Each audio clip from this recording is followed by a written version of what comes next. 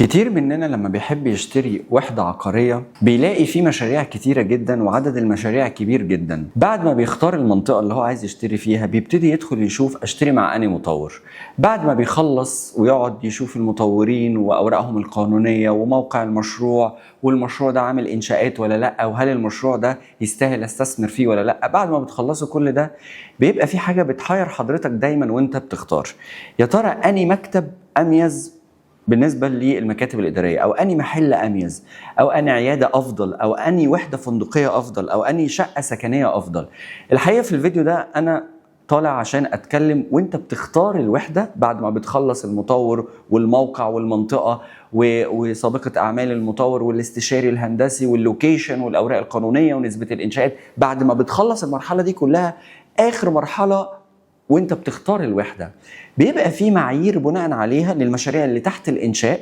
واحنا عشان بنشتغل في السوق فعارفين ايه هي المكاتب او العيادات او المحلات او الشقق السكنية الاسرع في الريسيل، الاسرع في الايجار، الاسرع حتى في التشغيل والاستخدام.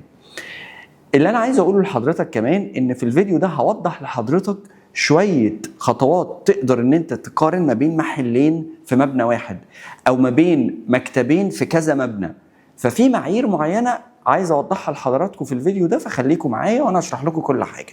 مع حضراتكم المهندس مهدي رجب، CEO لشركة توب مانجمنت، وهبتدي بالمحلات التجارية.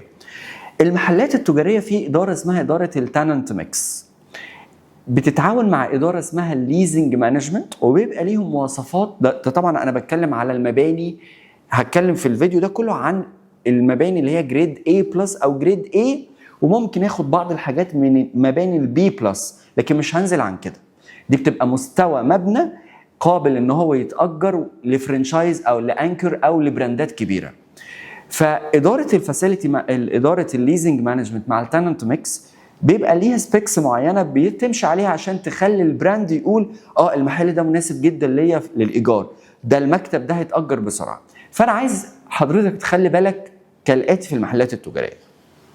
رقم واحد، الدور الارضي دايما هو الاميز والاسرع في الايجار والاغلى. حتى لو حضرتك بتعمل اعاده بيع دايما الدور الارضي بيبقى اسرع. ليه حضرتك؟ عشان دايما الدور الارضي لما بيجي مول يشتغل، يعني في دايما مولات حتى موجوده في التجمع الخامس تلاقي الدور الارضي والاول شغالين لسه بقيه الادوار ما اشتغلوش. فدايما الدور الارضي حتى المطور بيبيعه بسعر اغلى، فالدور الارضي اميز في التجاري. بعد كده تطلع لفوق باستثناء الفاين دايننج او الفود كورد.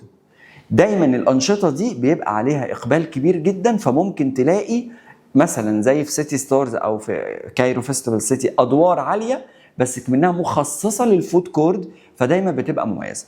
لكن بشكل عام الدور الارضي اميز لحضرتك. تاني معيار بعيدا عن الدور، لازم يكون الدور نفسه الخدمات اللي موجوده فيه، مثلا زي السينمات، مطاعم، كافيهات، كيدز اريا، اماكن خاصه للشوبينج. توزيع الخدمات سواء فاسيلتيز او امينيتيز لازم تكون مميزه جدا، لان ده بيعمل اقبال على المبنى، فبالتالي المحل بتاعي هيشتغل اسرع. بعد كده حضرتك بيبقى فيه 5 معايير احنا بنشوفهم للوحده نفسها. انا كنت بتكلم كل ده خارج الوحده، دلوقتي هندخل جوه الوحده. بيبقى فيه اول حاجه اسمها نسبه الشوينج.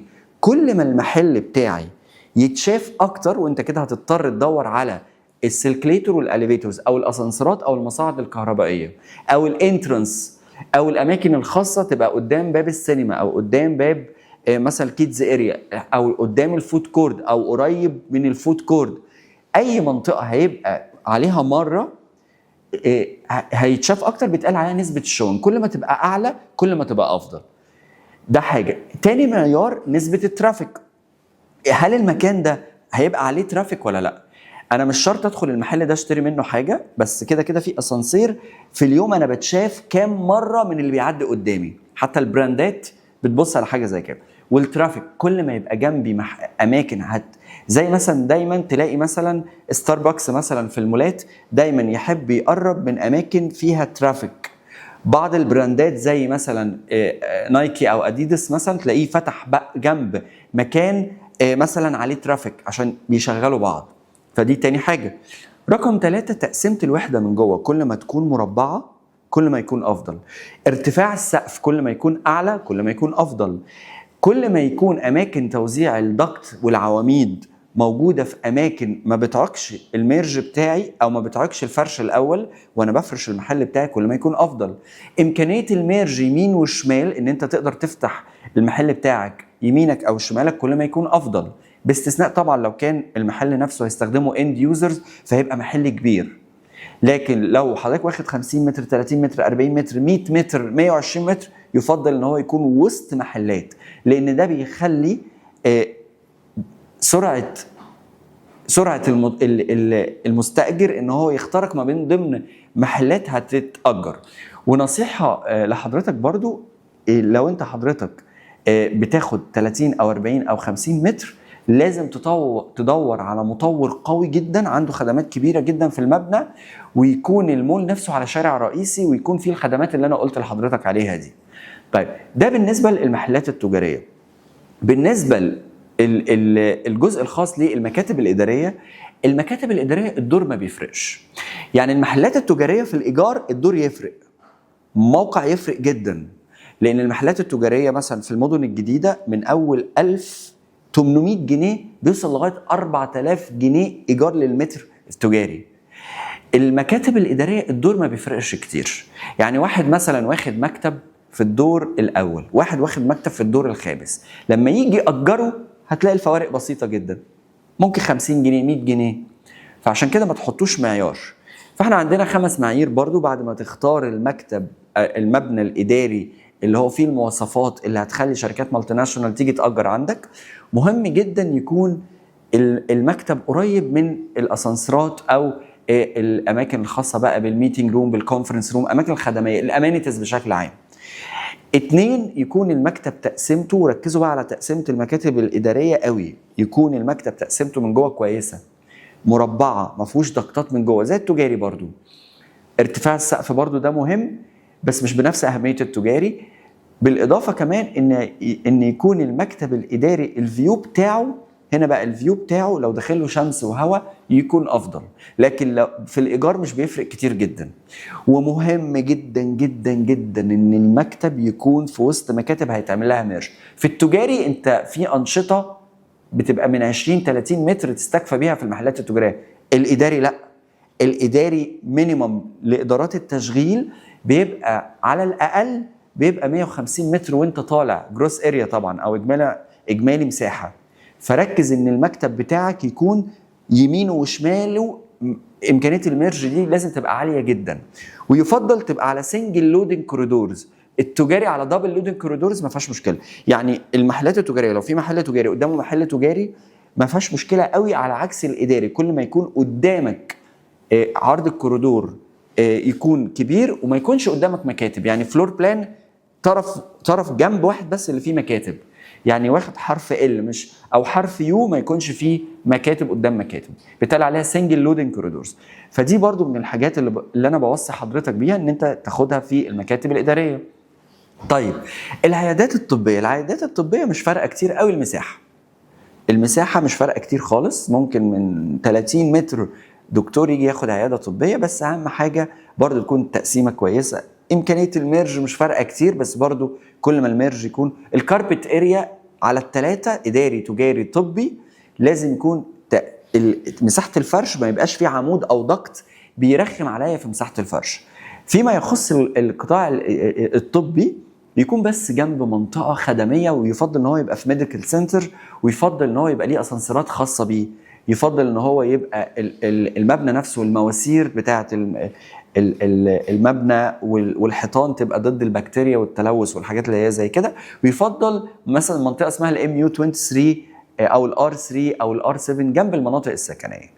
فيما يخص الجزء الخاص بالقطاع السكني، القطاع السكني برضو ليه معايير. ايه هي المعايير بتاعته؟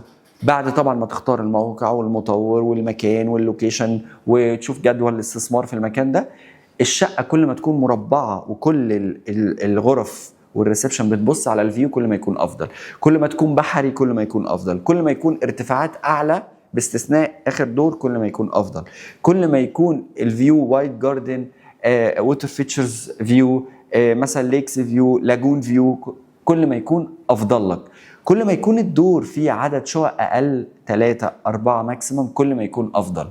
دي شويه معايير انا بنصح للعملاء اللي بتفكر تختار، عشان انت كل يوم بيجي لك على الواتساب كذا اختيار، طب اخد المكتب ده ولا اخد المكتب ده.